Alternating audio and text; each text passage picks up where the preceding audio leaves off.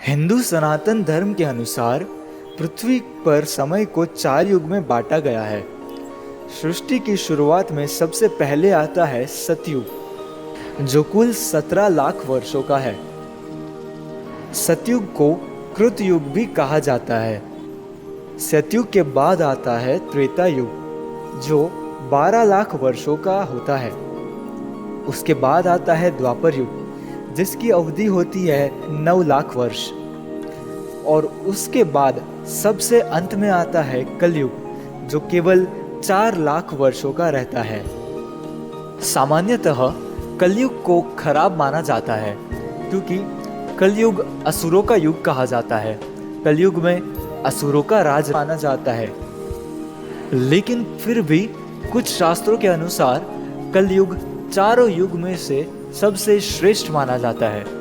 ऐसा क्यों है, ये जानने के लिए इस वीडियो को एंड तक ज़रूर देखें। और अगर आप इस चैनल पर नए हो तो इस चैनल को सब्सक्राइब ज़रूर करें, ताकि ऐसे ही इंटरेस्टिंग और नॉलेजेबल वीडियोस आपको हमेशा मिलती रहे।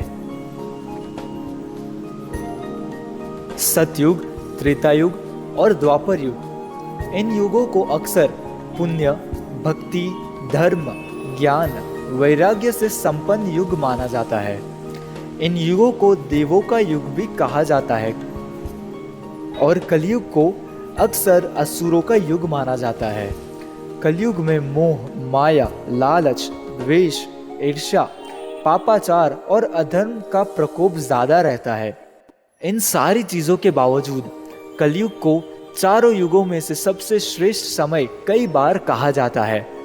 इसका कारण हम आज इस वीडियो में जानने की कोशिश करेंगे। सतयुग में मनुष्य की कुल आयु 1 लाख वर्ष की होती है। और सतयुग के दौरान धर्मशास्त्रों ने मोक्ष प्राप्ति के लिए तपश्चर्या को प्रधान कर्म बताया है। त्रेता युग के दौरान मनुष्य की आयु घटकर 10,000 वर्ष रह जाती है। और इस युग के दौरान मोक्ष प्राप्ति के लिए यज्ञ और कर्मकांड को प्रधान कर्म बताया गया है। द्वापर युग में मनुष्य की आयु 1000 वर्ष की हो जाती है। और इस युग में दान पुण्य को ही मोक्ष मार्ग का प्रधान कर्म बताया गया है।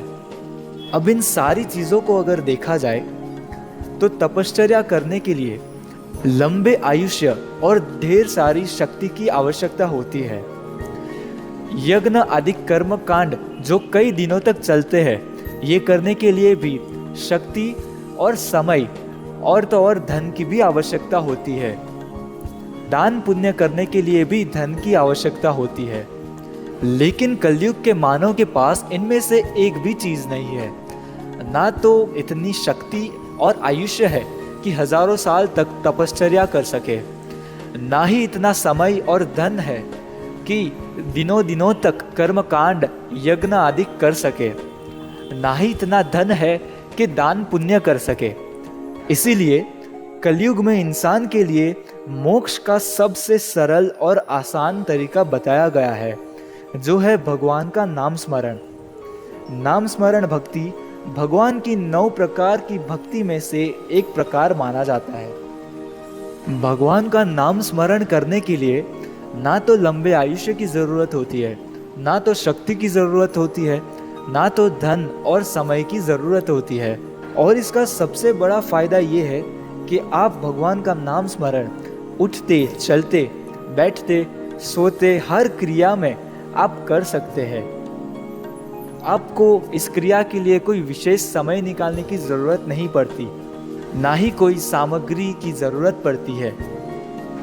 इसीलिए भगवान का शुद्ध भाव से नाम स्मरण ही कलयुग में मोक्ष का रास्ता है।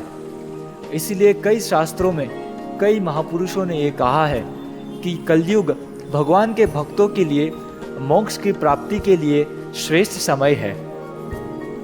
अगर आपको मेरा ये वीडियो अच्छा लगा तो इस पे लाइक और कमेंट ज़रूर करें। और ऐसे ही वीडियोस पाने के लिए मेरी चैनल को सब्सक्राइब ज़रूर करें।